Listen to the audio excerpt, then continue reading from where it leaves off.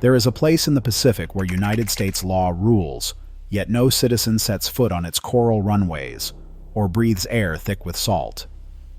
These outposts are unseen, and they feel like a different world. Guarded by rusted fences and strict orders, there are no towns, no tourism, only strategy and steel. The fences creak, the ocean smells of metal and sun, and the silence is almost deliberate. Crushed limestone supports aircraft that never carry civilians, aircraft that project power across thousands of miles of ocean.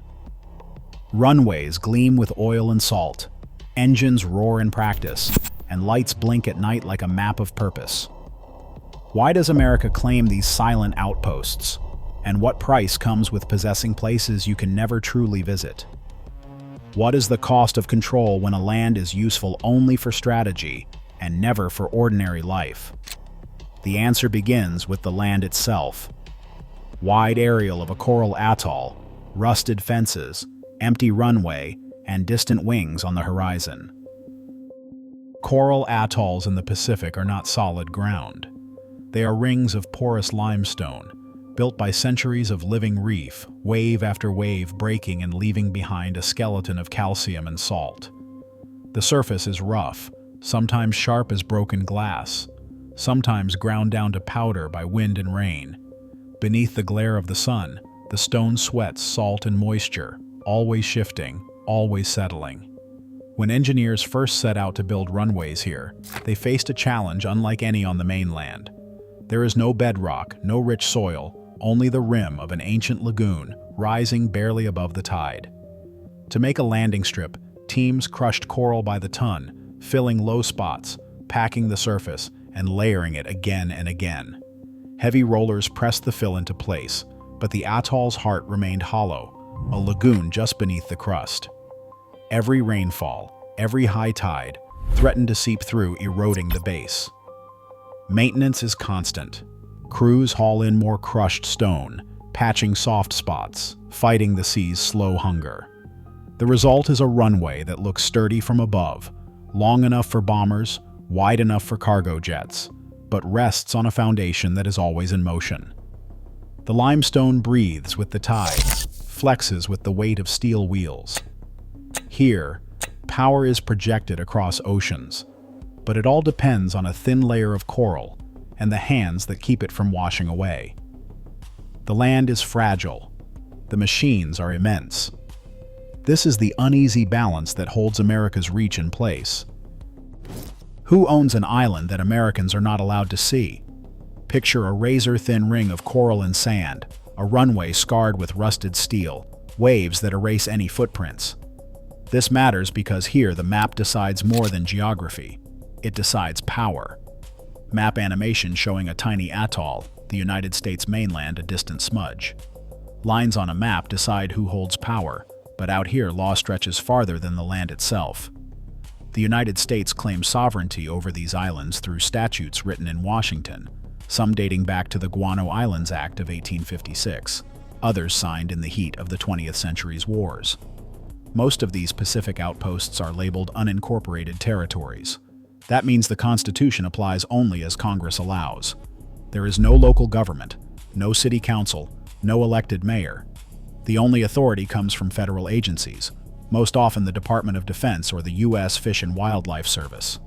Sovereignty. Each atoll falls under a different patchwork of administration. Wake Island is managed by the Air Force, its runways off limits to the public. Johnston Atoll sits under Department of Defense orders, its history tangled with chemical weapons and nuclear tests. Midway Atoll is a national wildlife refuge, but the military still sets the rules for who may land. Baker, Howland, and Jarvis are run as strict ecological preserves, closed to all but a handful of researchers each year. Kingman Reef is mostly underwater, but even there U.S. law draws invisible boundaries. Isolation. Close shots of cracked runway concrete, a rusted sign, a colony of nesting birds, a lone Coast Guard cutter on a horizon. The reach of American jurisdiction does not stop at the surf. Federal law establishes an exclusive economic zone stretching 200 nautical miles in every direction. That is a maritime expanse as large as some nations, patrolled by Coast Guard cutters and watched by satellite.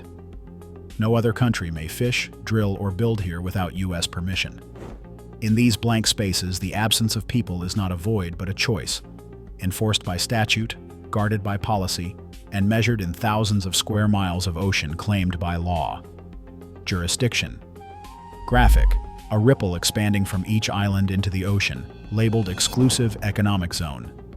What does it mean for the American experiment when sovereignty is written on maps and enforced across an ocean of emptiness? What will become of this remote reach of the American dream? Radio crackled with fragments of enemy orders, intercepted and translated in cramped rooms on Oahu. Codebreakers worked through the night, piecing together a pattern.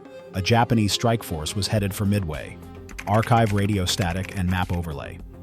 Admiral Nimitz gambled everything on that work. 3 American aircraft carriers slipped into position northeast of the atoll, hidden by distance and silence. At dawn, Japanese bombers swept over Midway's runways, leaving craters and fire, smoke curling like iron and ash. Out at sea, American dive bomber squadrons launched in waves, engines roaring, flying low over open water, pilots scanning the horizon for the enemy fleet. Minutes stretched into hours, then a break in the clouds revealed the heart of the Japanese armada.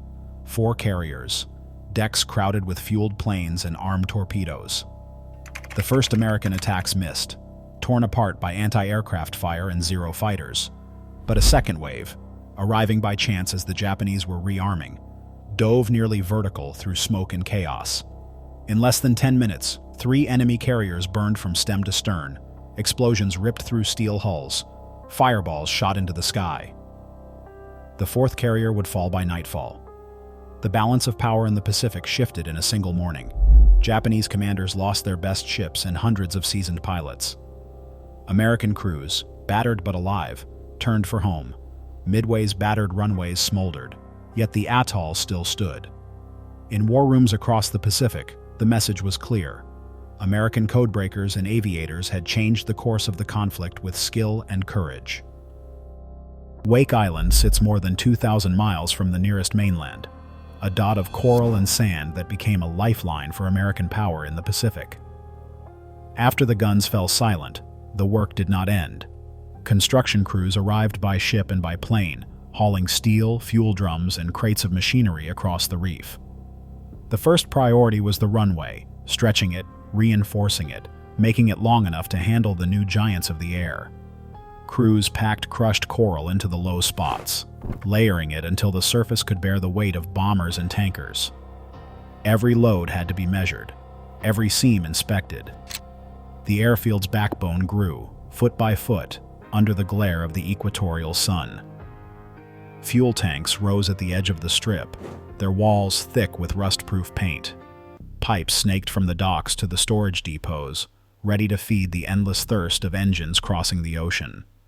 Cargo ships delivered aviation gasoline in bulk, enough to keep flights moving between Hawaii, Guam, and beyond.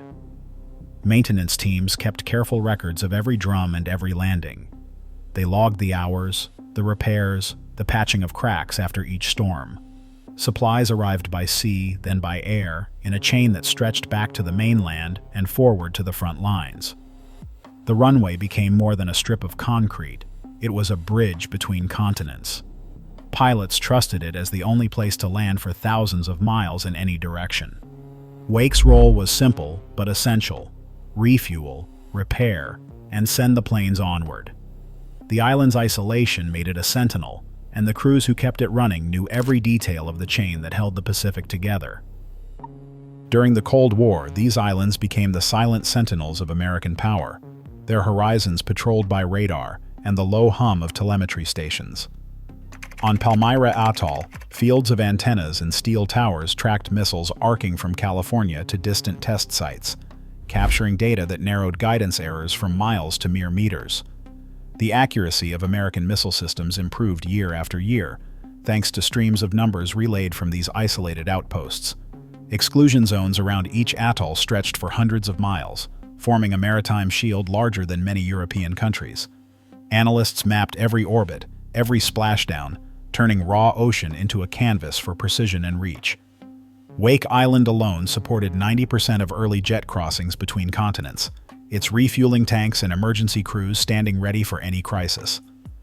The United States did not just hold land here, it commanded the air and sea with a network invisible to most, but essential to all. On Johnston Atoll, the ground still holds the memory of nerve agents and dioxin, decades after the last incinerator cooled. Cleanup crews dug deep, hauling away tainted soil by the ton, but traces linger in the coral and in the bones of seabirds. Palmyra's lagoons shine with blue-green light, yet sediments hide the legacy of transformers and fuel drums, polychlorinated biphenyls leaching into the tide. Reports from the Environmental Protection Agency list chemicals, dioxin, lead, polychlorinated biphenyls, measured in parts per billion. But for the caretakers, danger is not abstract. Every storm brings new uncertainty. What will rise to the surface? What will be swept away? Inset aerial footage of coral, rusted barrels, and shoreline. Sea level rise creeps forward, measured in inches but relentless. Models predict another foot by the middle of the century. On Wake Island and Midway, steel runways sit just above the tide, salt in the air, their future borrowed from a vanishing coastline. Legal disputes with neighboring nations simmer in the background as diplomatic compacts strain under the weight of perpetual military rights and environmental responsibility. The question echoes with each passing season: who will answer for these islands when the ocean comes to collect? These isolated islands hold more than rust and concrete. They grant America unmatched reach across the Pacific. Aerial shot of remote atolls, rusted buildings, sea-worn steel piers, endless blue ocean. As global tensions shift and new rivals rise, their value only grows. What America keeps hidden, off-limits today, may decide the balance of power tomorrow. What would you do with such a frontier?